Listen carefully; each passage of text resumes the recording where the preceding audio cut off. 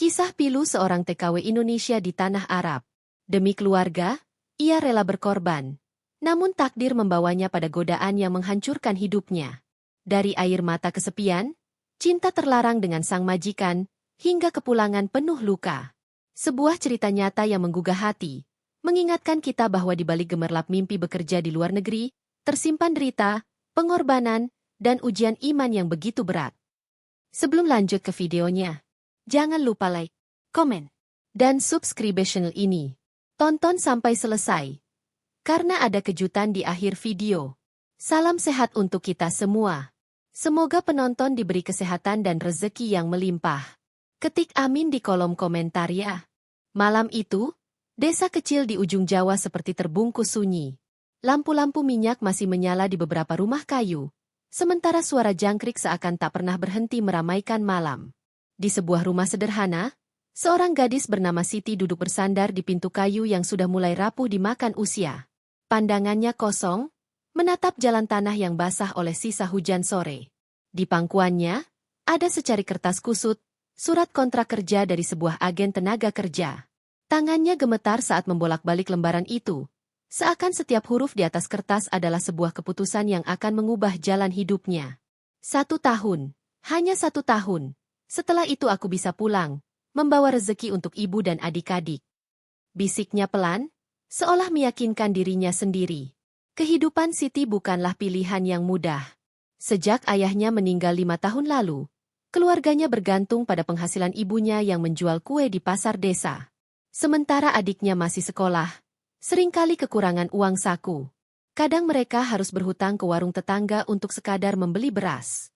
Siti tahu, beban itu terlalu berat untuk ditanggung ibunya seorang diri. Karena itulah, ketika tawaran menjadi TKW di Timur Tengah datang, ia tak berpikir panjang. Ia melihatnya bukan sebagai pilihan, melainkan sebagai jalan terakhir agar keluarganya tetap bisa bertahan. Namun, malam itu rasa ragu terus menggerogoti hatinya. Apa benar hidupnya akan berubah di negeri orang? Atau justru ia akan terjerat dalam masalah yang lebih besar? Ia menghela napas panjang, menatap foto keluarganya yang terpajang di dinding. Wajah ibunya yang penuh kerut, senyum adiknya yang masih polos. Semua menjadi alasan mengapa ia harus berani. Hari keberangkatan tiba. Desa itu ramai bukan karena pesta, melainkan karena melepas seorang anak rantau. Tetangga berdatangan, sebagian memberi doa, sebagian lagi hanya berbisik-bisik sambil menggeleng, seolah sudah tahu bahwa merantau sebagai TKW bukanlah hal mudah. Ibu Siti memeluknya erat, nyaris tak ingin melepas. Air mata menetes tanpa bisa ditahan. Nak, kalau capek, jangan dipaksakan. Ingat, pulanglah kalau tidak kuat. Uang bisa dicari, tapi nyawa tidak bisa diganti. Kata-kata itu menusuk hati Siti. Ia ingin berkata bahwa ia kuat, ia mampu. Tapi hatinya tahu, ia hanyalah seorang gadis desa yang akan menapaki dunia asing. Di dalam bus menuju bandara, ia menatap sawah-sawah yang perlahan menghilang, berganti dengan gedung-gedung kota. Setiap detik perjalanan seakan menghapus jarak antara dirinya dan tanah kelahiran. Sesampainya di bandara, keramaian membuatnya semakin gugup. Ratusan orang lalu lalang, suara pengumuman bersahutan dalam bahasa asing yang tidak ia pahami. Ia meremas tiket di tangannya, mencoba mengendalikan gemetar yang semakin menjadi. Ketika pesawat akhirnya mengudara, Siti menempelkan keningnya ke kaca jendela. Lampu-lampu kota Jakarta perlahan mengecil, hilang ditelan gelap malam. Air matanya menetes, bukan karena menyesal, melainkan karena sadar, ia benar-benar sedang meninggalkan segala yang ia cintai. Perjalanan panjang berjam-jam akhirnya membawanya ke sebuah negeri yang asing. Padang pasir luas, udara kering, dan bahasa yang tak ia mengerti. Dari jendela mobil jemputan, ia melihat gedung-gedung tinggi menjulang, masjid-masjid megah dengan kubah berkilau emas. Indah memang, tapi hatinya semakin ciut. Rumah majikan tempat ia ditempatkan begitu besar, hampir seperti istana. Pintu gerbang besi otomatis terbuka, menyingkap halaman luas dengan air mancur di tengahnya. Siti menelan ludah. Rumah itu bagai dunia lain dibanding rumah kayunya di desa. Seorang wanita paruh baya menyambutnya, majikan perempuannya. Wajahnya dingin, tatapannya tajam, seolah sedang menilai harga sebuah barang. Ia berbicara cepat dalam bahasa Arab, Hanya sedikit yang bisa diterjemahkan oleh penerjemah agen yang mengantar Siti. Kerja dari pagi, urus rumah, bersihkan semuanya. Jangan macam-macam. Kalau salah, ada konsekuensinya. Hati Siti bergetar. Ia mengangguk pelan, menunduk penuh hormat, meski di dalam dadanya, rasa takut mulai menebal. Malam pertama di kamar kecilnya, Siti duduk di ranjang sempit. Ia menatap koper yang masih tertutup.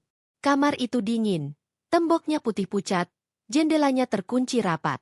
Seng. Ia menulis sepucuk surat pada selembar kertas sobekan. Bu, Siti sudah sampai. Rumahnya besar sekali. Majikannya galak, tapi Siti akan kuat. Doakan Siti, Bu, agar bisa bertahan. Jangan khawatir, Siti pasti bisa. Lalu ia melipat surat itu, meski tak tahu kapan bisa benar-benar mengirimkannya. Di luar jendela, angin gurun berhembus, membawa butir-butir pasir yang menempel di kaca. Dalam hening itu, Siti berbaring, mencoba memejamkan mata, meski bayangan kampung halaman terus menari di benaknya. Hari-hari pertama Siti di rumah majikan berjalan bagai mimpi buruk. Dari subuh buta, ia sudah harus bangun untuk menyiapkan sarapan. Belum lagi lantai marmer yang harus dipel setiap pagi hingga berkilau, kamar-kamar yang jumlahnya belasan, sampai halaman luas yang penuh tanaman. Semua pekerjaan itu harus selesai bahkan sebelum matahari gurun benar-benar meninggi. Majikan perempuannya, Madam Rania, terkenal keras dan tidak banyak bicara. Satu kesalahan kecil bisa berujung teriakan, atau bahkan denda yang langsung dipotong dari gaji bulanan.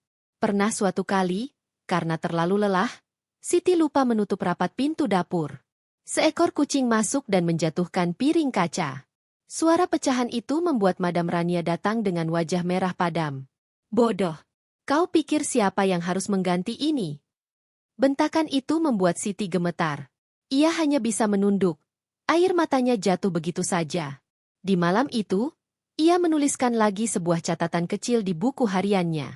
Kadang aku ingin menyerah. Tapi wajah ibu dan adik-adik selalu muncul setiap aku hendak berhenti. Aku tidak boleh pulang dengan tangan kosong. Namun, di balik kerasnya perlakuan Madam Rania, ada sosok lain dalam rumah itu yang diam-diam memperhatikan Siti.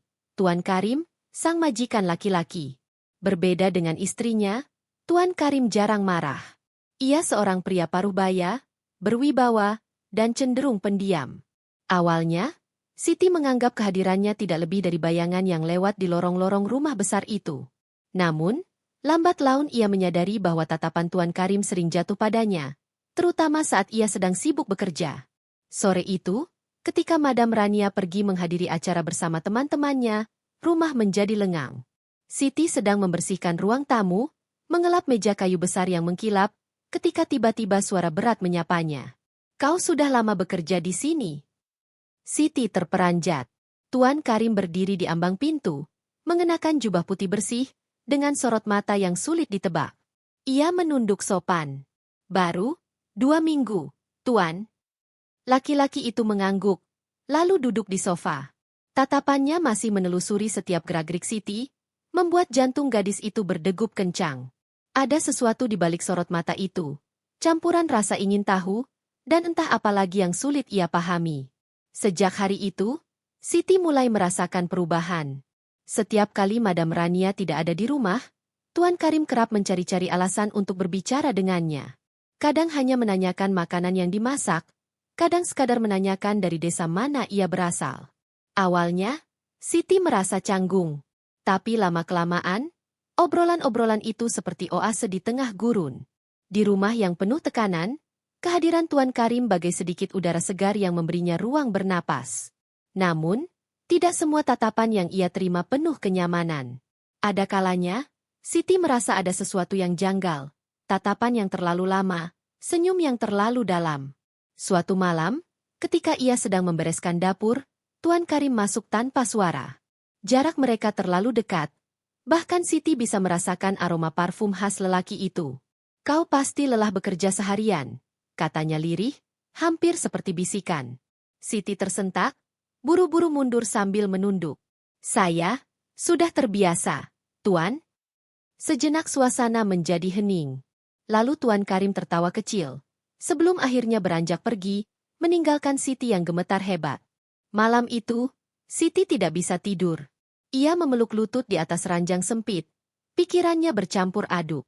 Ia tahu benar bahwa seorang pekerja rumah tangga tidak boleh dekat dengan majikan. Itu tabu, itu berbahaya. Namun, ada sesuatu dalam cara Tuan Karim memperlakukannya yang berbeda dari kerasnya dunia sekitarnya. Hari-hari pun berjalan. Tekanan pekerjaan semakin berat, tetapi benih-benih kegelisahan dalam hati Siti juga makin tumbuh. Ia mulai bertanya-tanya, apakah tatapan Tuan Karim sekadar rasa iba? Ataukah ada sesuatu yang lebih dalam di baliknya? Jawaban itu belum datang. Namun Siti merasakan satu hal pasti, bahwa hidupnya di rumah itu tidak lagi hanya soal bekerja dan bertahan. Ada sesuatu yang lebih rumit, lebih berbahaya, yang sedang menunggu di balik pintu-pintu istana pasir itu. Malam di kota gurun selalu terasa berbeda. Angin dingin bertiup, membawa aroma pasir dan debu yang menempel di jendela-jendela besar rumah itu. Di luar, bulan sabit menggantung redup. Sementara di dalam rumah megah itu, Siti berjuang menahan rasa lelahnya. Ia baru saja selesai mencuci piring makan malam ketika langkah berat terdengar mendekat. Dari bayangan pintu, muncullah sosok yang kini semakin sering mengisi pikirannya, Tuan Karim. Kau belum tidur? Tanyanya pelan. Siti terkejut, hampir saja menjatuhkan kain lap yang ia pegang. Ia menunduk cepat, mencoba menyembunyikan wajahnya yang pucat. Belum, Tuan. Masih ada pekerjaan yang harus saya selesaikan. Tuan Karim tersenyum samar, lalu mendekat. Kau terlalu keras pada dirimu. Tak semua hal harus sempurna. Kalimat itu sederhana, namun bagi Siti terdengar seperti sesuatu yang asing. Sejak pertama kali menginjakan kaki di rumah ini, ia tak pernah mendengar kata-kata lembut, apalagi dari majikannya.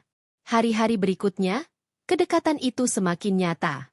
Ada saja alasan Tuan Karim untuk mengajaknya bicara. Saat Siti sedang menyapu halaman, ia muncul dengan segelas air dingin. Ketika gadis itu sibuk di dapur, ia mampir hanya untuk menanyakan menu makanan. Madam Rania seolah tak menyadari semua itu. Ia sibuk dengan kehidupan sosialnya, pesta, dan pertemuan bersama para istri bangsawan lain. Setiap kali ia pergi, rumah besar itu seakan berubah menjadi dunia kecil hanya bagi Siti dan Tuan Karim. Awalnya, Siti berusaha menjaga jarak. Ia sadar betul batas antara dirinya sebagai TKW dan sang majikan. Namun, rasa sepi, tekanan, dan luka batin yang ia pendam perlahan membuka celah. Di balik tatapan Tuan Karim, ia menemukan sesuatu yang selama ini hilang, perhatian. Suatu sore, ketika matahari mulai tenggelam, Tuan Karim memanggilnya ke ruang kerja.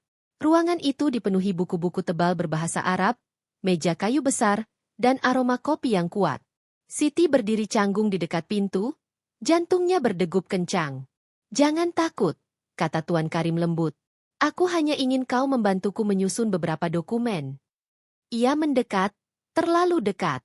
Bahu mereka hampir bersentuhan. Siti bisa merasakan detak jantungnya sendiri menggedor-gedor telinga. Tangannya gemetar saat merapikan kertas-kertas, dan dalam sekejap, jemarinya bersentuhan dengan tangan Tuan Karim. Mereka berdua sama-sama terdiam. Waktu seakan berhenti. Maaf, Tuan, bisik Siti, buru-buru menarik tangannya. Namun yang terjadi berikutnya membuatnya semakin bimbang. Tuan Karim hanya tersenyum. Tatapannya dalam. Tidak perlu minta maaf. Kau berbeda dari yang lain. Kata-kata itu menancap dalam hati Siti. Malam itu ia kembali ke kamarnya dengan dada bergejolak. Bagian dirinya berteriak untuk menjauh. Tetapi bagian lain, yang lelah, rapuh, dan haus akan kasih sayang, mulai menyerah pada kelembutan yang ia temukan. Hari demi hari, rahasia kecil mereka makin sulit disembunyikan. Kadang Tuan Karim meninggalkan makanan di depan pintu kamarnya. Kadang ia menatap Siti terlalu lama di meja makan. Dan pada suatu malam, saat listrik padam karena badai pasir, semuanya berubah.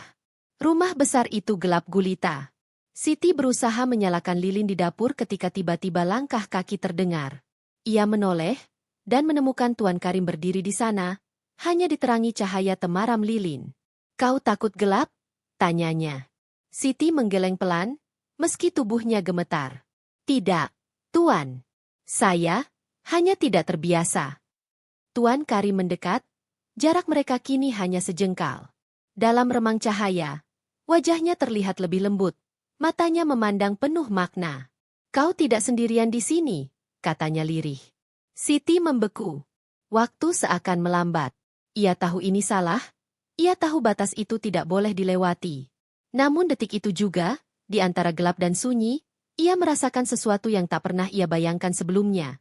Dirinya tidak lagi sekadar pembantu, tetapi seorang perempuan yang sedang diperhatikan.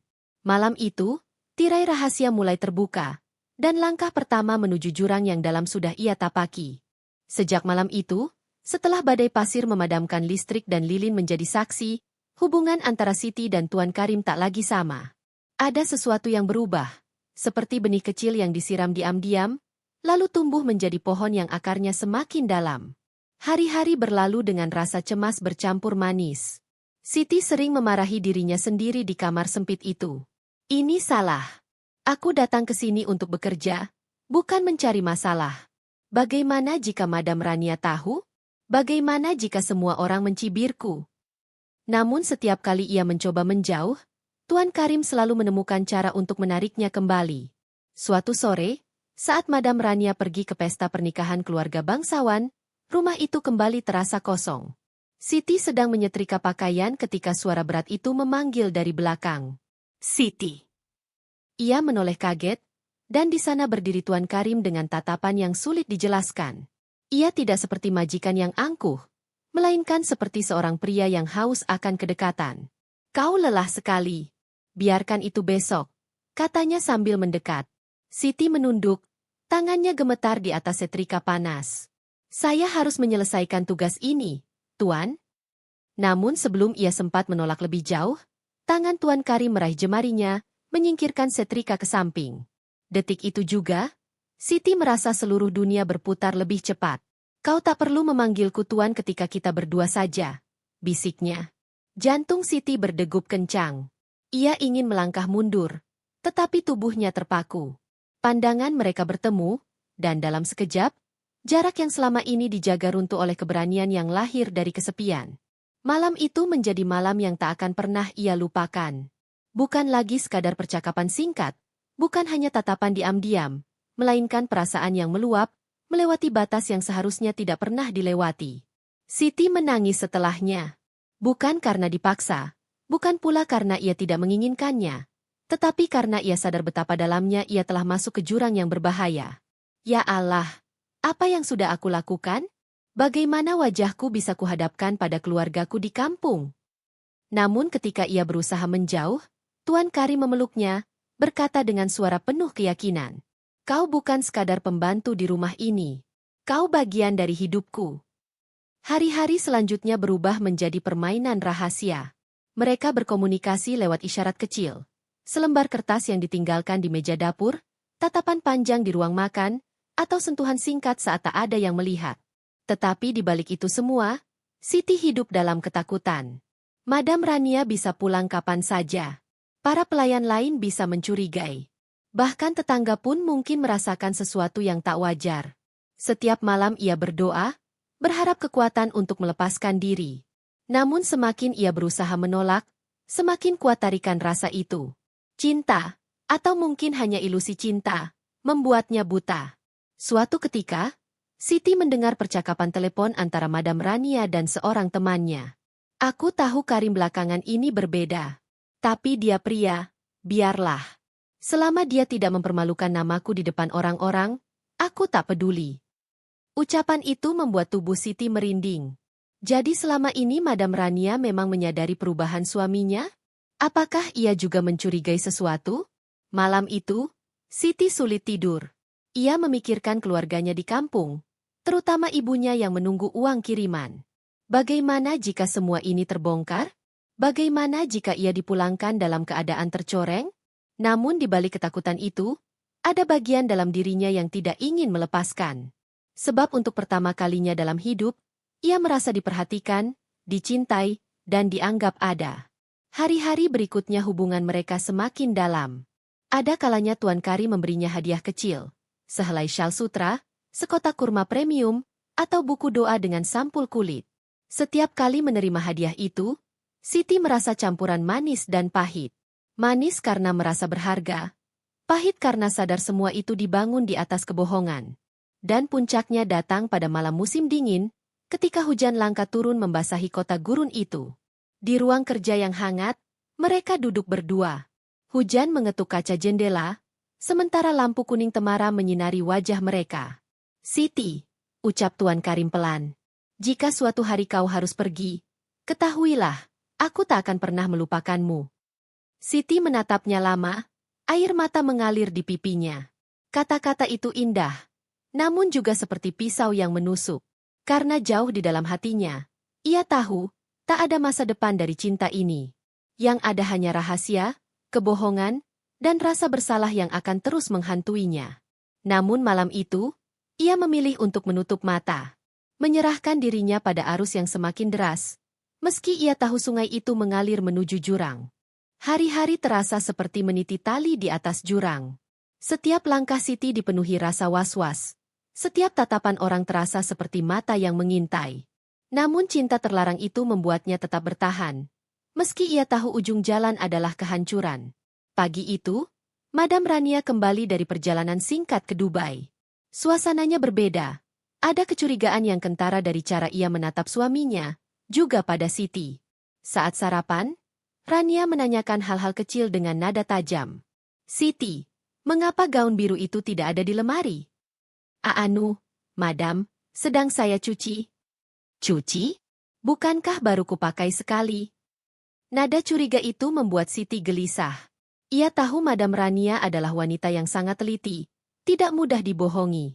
Siang hari, saat membersihkan ruang kerja Tuan Karim, Siti tak sengaja menjatuhkan sebuah kertas kecil. Itu adalah catatan yang pernah ditulis Tuan Karim untuknya. "Malam ini, aku ingin melihatmu di taman belakang." "Kah?" Siti panik. Ia segera menyembunyikannya kembali. Tapi tak menyadari bahwa seorang pelayan tua bernama Fatimah melihat kejadian itu dari jauh. Fatimah sudah lama bekerja di rumah itu, dan ia terkenal setia pada Madam Rania. Tatapannya penuh tanda tanya. Namun mulutnya terdiam, untuk saat ini. Malamnya, Siti duduk di kamarnya, gelisah. Pesan singkat dari Tuan Karim datang melalui secari kertas lain. "Jangan takut. Aku bersamamu." Namun justru pesan itu membuatnya semakin takut. Ia mulai merasa semua ini seperti jebakan. Jika rahasia terbongkar, ia bukan hanya kehilangan pekerjaan, tetapi juga martabat, mungkin bahkan kebebasan. Hari berganti, dan kecurigaan Madam Rania semakin besar. Ia mulai menguji Siti dengan pertanyaan-pertanyaan menjebak. "Kau tampak lelah akhir-akhir ini, Siti. Tidurmu cukup?"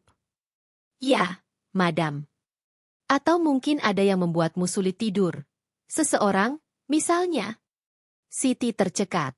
Pertanyaan itu menusuk seperti belati. Ia hanya bisa menunduk, pura-pura sibuk membersihkan meja. Puncak kegelisahan datang ketika suatu malam, pintu kamarnya diketuk keras. Fatimah berdiri di sana dengan wajah serius. "Aku tahu apa yang kau lakukan." Siti pucat. Lututnya lemas.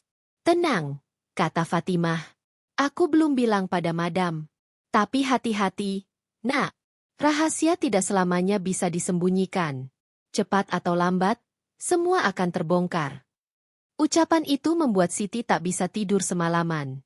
Ia merasa seluruh dunia berkonspirasi untuk menjatuhkannya. Di sisi lain, Tuan Karim tampak tenang, bahkan seolah tak peduli dengan risiko. Ia tetap mendekati Siti, tetap memberi hadiah, tetap membisikkan kata-kata manis. "Aku tak peduli jika dunia tahu. Aku hanya peduli padamu." Namun bagi Siti, kata-kata itu tidak cukup. Sebab yang paling ia takutkan bukan hanya dunia, tapi bagaimana ia akan dipandang keluarga di kampung, ibunya yang sederhana, adiknya yang berharap pada kiriman uangnya. Bagaimana wajah mereka bisa kutatap jika aku pulang dengan aib? Ya Allah, selamatkan aku. Suatu sore, sebuah insiden hampir membongkar semuanya. Madam Rania tiba-tiba kembali lebih cepat dari biasanya. Sementara Siti dan Tuan Karim sedang berbicara terlalu dekat di ruang kerja. Pintu terbuka, dan detik itu jantung Siti hampir berhenti. "Apa yang kalian lakukan?" tanya Rania dengan tatapan tajam. Siti buru-buru menunduk, pura-pura sibuk menyapu.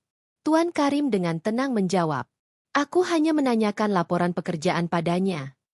Namun mata Rania tidak mudah ditipu. Tatapan itu penuh curiga, penuh api yang membakar dari dalam.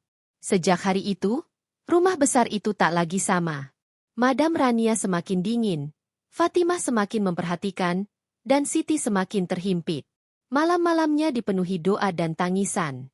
Ia ingin melepaskan diri, tetapi setiap kali mencoba, Tuan Karim selalu memohon dengan mata penuh cinta. Jangan tinggalkan aku, Siti. Kau satu-satunya cahaya dalam hidupku. Kata-kata itu indah, tapi juga berbahaya. Karena justru, cahaya, itulah yang bisa membakar habis segalanya. Malam itu udara riat begitu pekat, seakan langit pun ikut menyimpan rahasia. Di kamar kecilnya, Siti menatap langit-langit dengan mata sembab. Doa-doa tak henti ia bisikan, berharap Allah memberinya jalan keluar dari labirin dosa ini. Namun jawaban yang datang bukan berupa ketenangan, melainkan badai yang tak terelakkan. Hari itu sebenarnya berjalan biasa. Siti membersihkan ruang tamu, menyiapkan minuman untuk tamu bisnis Tuan Karim, lalu kembali ke dapur. Namun, sebuah kesalahan kecil menjadi titik awal bencana. Kalung emas hadiah dari Tuan Karim terjatuh dari saku celemeknya, tepat di hadapan Madam Rania. Rania memungut kalung itu, memandanginya dengan mata membara. Dari mana kau mendapat ini, Siti? Suara itu dingin, tapi menusuk. Siti terdiam, jantungnya berdetak kencang. Bibirnya ingin berbohong, namun tubuhnya gemetar. Anu, Madam, itu hadiah dari teman. Teman? Rania tertawa sinis. Kau pikir aku buta? Aku mengenal perhiasan ini. Karim yang memesannya. Aku sendiri yang dulu pernah diminta menemaninya ke toko perhiasan itu. Siti pucat pasi. Seluruh tubuhnya seolah lumpuh. Malamnya, pertengkaran hebat pecah di ruang keluarga. Suara teriakan Madam Rania menggema ke seluruh rumah. Bahkan para pelayan pun mendengarnya. Karim, jadi benar kau mengkhianatiku dengan pembantu ini? Tuan Karim mencoba menenangkan, namun tatapan Rania tak terbendung. Kau tega mempermalukan aku di rumahku sendiri. Siti berlutut, menangis terseduh, memohon ampun. Maafkan saya, Madam, saya salah, saya. Diam kau, teriak Rania. Pengkhianat, perempuan hina. Fatimah, yang selama ini diam, hanya menunduk. Dalam hatinya ia tahu semuanya akan sampai di titik ini. Tak berhenti di situ.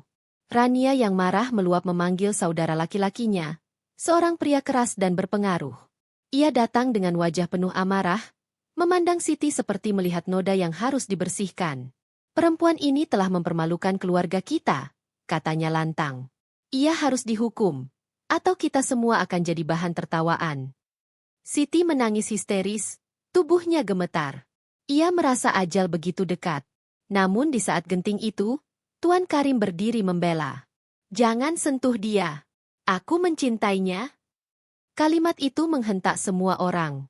Seakan sebuah pedang menancap ke dada Rania.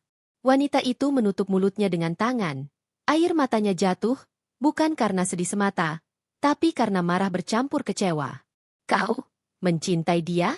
Setelah semua pengorbananku untukmu? Seisi rumah menjadi medan perang. Para pelayan berkumpul di sudut, menyaksikan drama rumah tangga majikannya.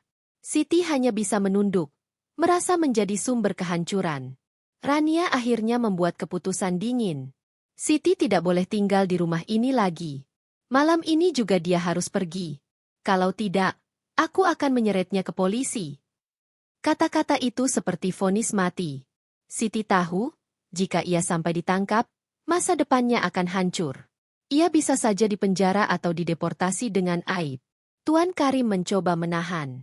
Rania, kumohon, jangan lakukan ini. Namun Rania tidak goyah. Kalau kau pilih dia, maka aku yang akan pergi.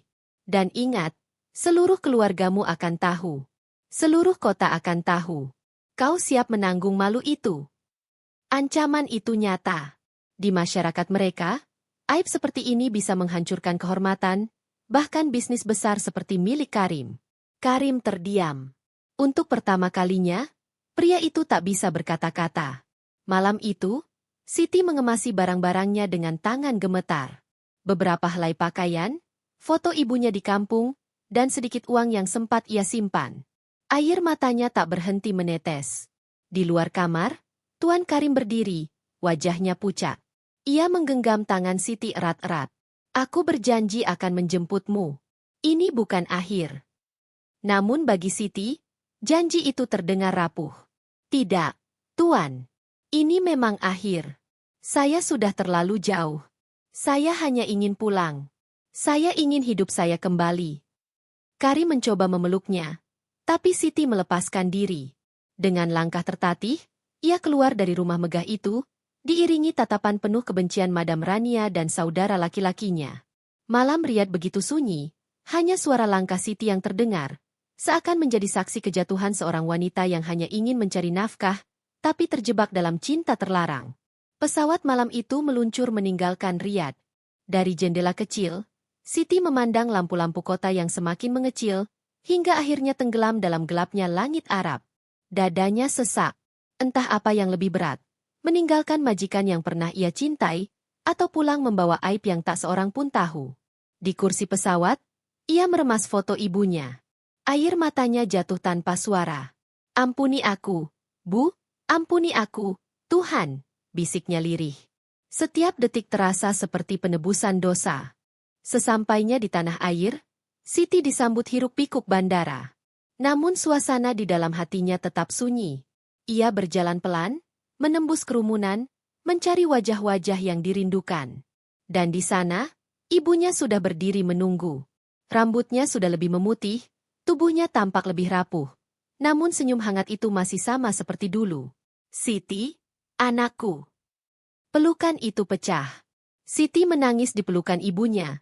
Menangis sepuasnya. Tidak ada caci maki, tidak ada pertanyaan. Hanya dekapan penuh kasih. Untuk pertama kalinya setelah sekian lama, ia merasa pulang benar-benar berarti. Hari-hari berikutnya, Siti mencoba menjalani hidup baru. Ia membantu ibunya di kebun kecil, sesekali menjahit untuk tetangga, dan mengajar mengaji anak-anak kampung. Hidup sederhana, tapi penuh ketenangan. Namun luka masa lalu tetap ada. Setiap kali ia mendengar suara azan, hatinya bergetar. Doa-doa yang dulu sempat ia abaikan, kini ia jadikan sebagai penopang. Malam-malamnya diisi dengan istighfar, berusaha menutup lembaran hitam yang pernah ia coretkan dalam hidupnya. Kadang, ia masih teringat Tuan Karim. Janji lelaki itu untuk menjemputnya hanyalah gema samar yang perlahan hilang dimakan waktu. Tidak ada kabar, tidak ada surat, tidak ada panggilan.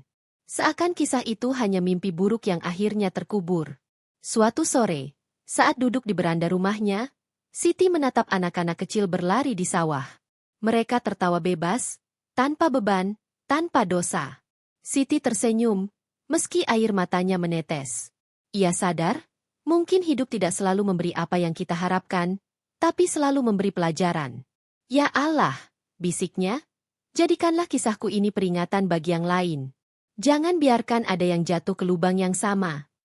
Kini, nama Siti tak pernah lagi terdengar di Riyadh. Rumah megah itu kembali hening. Mungkin Tuan Karim dan Madam Rania terus hidup dengan retakan yang tak bisa diperbaiki. Namun jauh di kampung kecil Indonesia, seorang mantan TKW berusaha memperbaiki dirinya, mengobati luka, dan menata masa depan dengan iman. Pesan moral dari kisah Siti. Godaan bisa datang kapan saja, terutama ketika kita jauh dari keluarga dan tanah air. Kesepian sering menjadi pintu masuk dosa. Harta, cinta, dan perhatian yang salah arah hanya membawa kehancuran. Keluarga dan iman adalah tempat pulang yang sejati. Tidak ada dosa yang terlalu besar untuk dimaafkan Allah, selama manusia itu benar-benar bertaubat. Siti mungkin pernah jatuh, namun ia memilih bangkit. Dan kisahnya menjadi cermin bagi ribuan TKW lain di luar sana, bahwa perjalanan mencari nafkah bukan hanya soal uang, tapi juga perjuangan menjaga martabat dan iman.